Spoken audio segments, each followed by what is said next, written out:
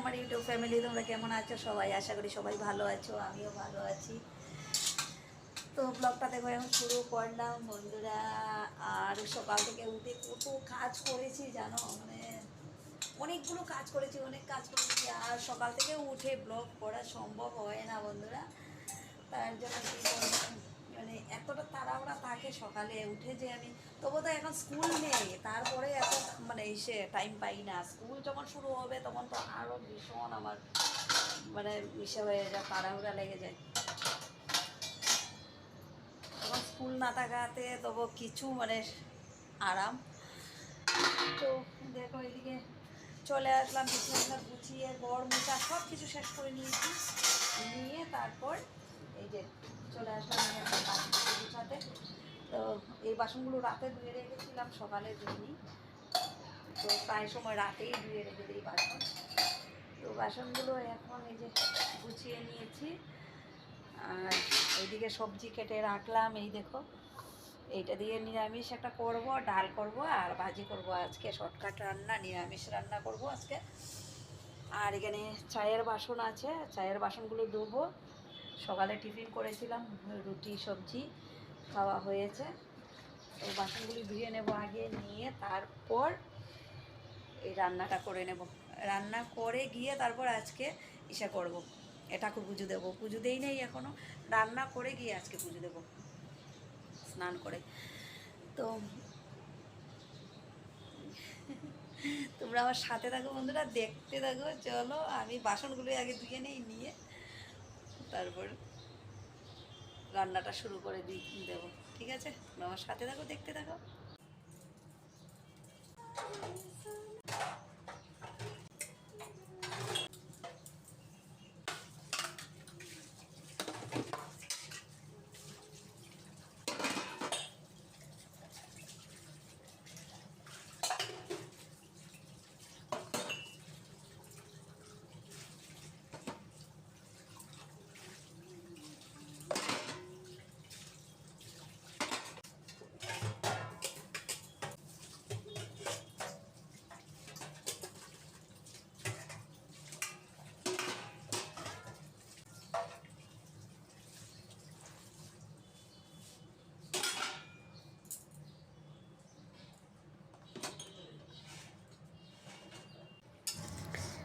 তো দেখো বাসনগুলো ধুয়ে আমি কিন্তু রান্না করা শুরু করে দিয়েছিলাম।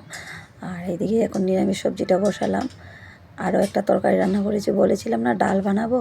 তারপর রান্না করতে করতে ভাবলাম না, ডাল করে লাভ নেই, ডাল না করে বরং ভালো হবে এই যে সয়াবিন আলু মটরশুঁটি দিয়ে একটা তরকারি করে নিয়েছি। তো করে নামিয়ে নিরামিষ সবজিটা বসিয়ে দিলাম। দিয়ে এই পাশে দেখো চাল ধুয়ে নিচ্ছি, এখন ভাতটা বসিয়ে দেবো। ভাত বসিয়ে তারপর আরও একটা কাজ করব। রান্না করতে করতে আমি জানো টুকটাক টুকটাক অনেক কিছু কাজ করতে থাকি, যেমন বাসন গোছানো, বাসন ধোয়া, তারপর এই রান্নাঘরটা গোছানো, আরও টুকটাক কত কাজ থাকে না আমাদের মেয়ে লোকের। দেখবে তো শুধু রান্না করে বসে রান্নাই করতে থাকলে কিন্তু চলে না, তখন কি হয় কাজের লেট হয়ে যায়। রান্না করতে করতে আরও বাকি কাজগুলো টুকটাক করে নিলে তখন দেখবে খুব তাড়াতাড়ি কাজগুলো শেষ হয়ে যায়। তো কী কাজ করছি আমি চলো দেখাই তোমাদেরকে। এই দেখো কী কাজ করছি, দেখেছো? শিলনোড়াটা কবের থেকে এখানে রাখা বারিন্দায় করিডোরে। আর ভাবি রোজই ভাবি যে ধুয়ে করে নেব, ধুয়ে করে নেব, আর সময় হয়ে ওঠে না, অনেক সময় খেয়াল থাকে না, ভুলে যাই। তো আজকে ভাবলাম না, আজকেই ধুয়ে নেব। প্রত্যেকের ঘরে দেখবে তো একটা শিলনোড়ার প্রয়োজন পড়ে। এখন তো সবার ঘরে ঘরে গ্রাইন্ডার মেশিন আছে, থাকলেও শিলনোড়াটার কিন্তু অনেক প্রয়োজন আমাদের বাঙালির ঘরে। আমাদের কারণ বাঙালিরা তো দেখবে তো বাটা বাটি ওইগুলি বেশি করে, আমাদের তো তেলে মশলায় খাওয়ার অভ্যেস। বাঙালির মতো তেলে মশলায় কেউই খায় না, তাই না বলো? তো শিলনোড়াটা ধুয়ে দেখো ঘরে নিয়ে আসছি, কারণ আমার অনেক প্রয়োজন পড়ে এটার। সবসময় তো কারেন্ট থাকে না, আর যখনই রান্না করতে আসি দেখবে তো কারেন্ট চলে যায়, কারেন্ট থাকে না, তখন আমার শিলনোড়ার প্রয়োজন পড়ে। তো ধুয়ে নিচ্ছি। তো তো এই দেখো, যদি ভাবতাম তাহলে রান্না করব, করে তারপর দেবো, তাহলে তো আমার অনেকটা লেট হয়ে যেত। তো রান্না করতে করতে এইদিকে আমি ধুয়ে নিচ্ছি, তো আমার কাজটা সহজ হয়ে যাচ্ছে। ওরকমই করি, কি করব বলো। তো ধোয়া হয়ে গেল, ধুয়ে দেখো তরকারিটা বসিয়ে গেছিলাম, আর এক সাইডে ভাত বসিয়ে গেছিলাম, ভাত হয়ে গেছে। আর এবার আমি যাব স্নান করতে, স্নান করে এসে ঠাকুর পুজোটা দেবো, পরে আমি গ্যাসের চুলা টুলা পরিষ্কার করব। এই দেখো চলে এসেছি স্নান করে, ঠাকুর পুজোটা দিয়ে দিচ্ছি। দিয়ে এইটা কিন্তু আমার সবচেয়ে প্রয়োজন জিনিস, জানো। স্নান করে এসেই আমার তাড়াতাড়ি গায়ে, গরম হোক আর ঠান্ডা হোক, গায়ে কিন্তু আমার তেল দিতে হয় 12 মাস, নয়তো আমার শরীর টানতে থাকে।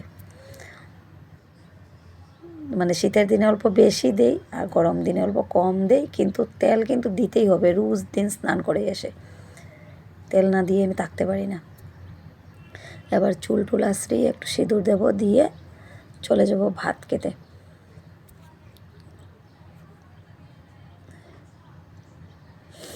ভিজে চুল আঁচড়িয়ে নিচ্ছি, চুল খুব ঝরছে, জানো, খুব ঝরছে।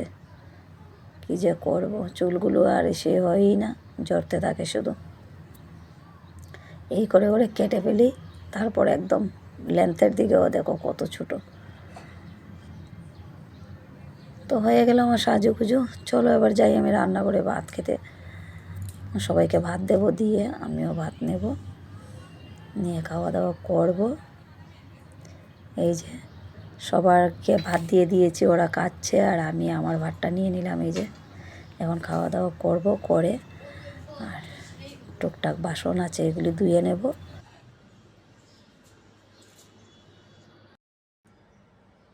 এই দেখো খেয়ে বাসন টাসন সব ধুয়ে নিয়েছি, নিয়ে এবার খিড়কি দরজা এগুলি সব বন্ধ করে নেব, নয়তো মশা ঢুকে যাচ্ছে ঘরে, আর বসা যাবে না। তো বন্ধুরা, ব্লগটা এখানে শেষ করছি, আর বড় করছি না। সবাই তোমরা ভালো থাকবে, সুস্থ থাকবে, আবার দেখা হবে নতুন একটা ব্লগের সাথে।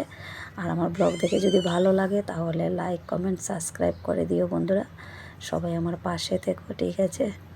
সবাই আমাকে সাপোর্ট করো বন্ধুরা, ঠিক আছে? টাটা সবাইকে।